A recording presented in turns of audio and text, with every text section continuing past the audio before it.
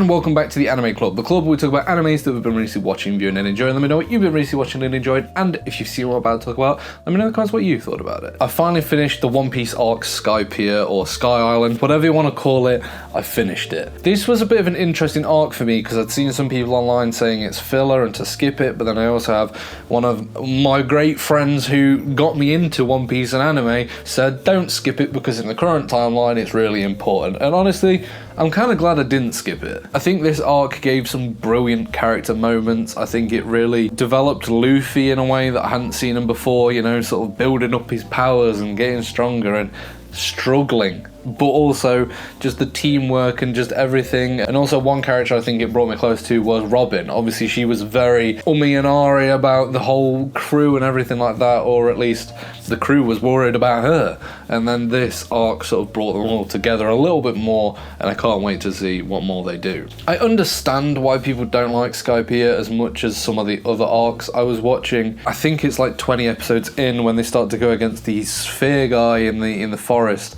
and I was like, okay, this is dragging a little bit. I'm not really sort of getting the point. I want them to just sort of get to God, because I didn't know who the God was, and it was just a little bit, it wasn't paced the best, I don't think. But that completely changed for me once Eneru got introduced. Oh my god. The first time you see him fighting is just bonkers. Like, just the power scale of him and just what he can do and the ability. Bro has got lightning running through his veins. No one can even stab him because he's just electricity. He can teleport, he can fry you, he can melt gold. Everything about him is an absolutely brilliant character. I was actually almost sort of sad to see him go.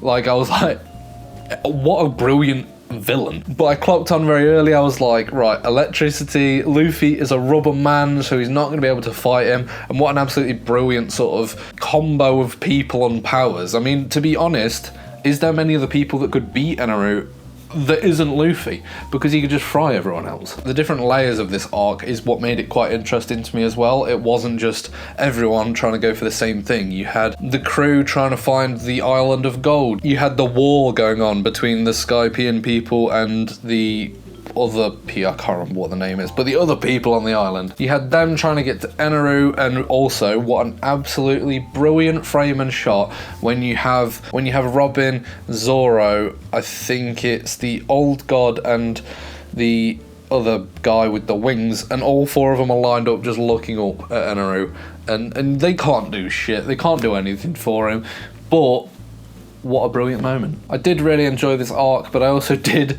weirdly missed being at the sea. I think the reason that I didn't connect to Skypiea as much as maybe Alabasta or hopefully some of the next arcs that I watch is that it's different in the sense that it's not sort of, it doesn't feel like you're going towards a greater goal. When Luffy was fighting with Crocodile, he was getting rid of one of the warlords. He was defeating a massive character in this big world, whereas no one even knew that Sky Island existed.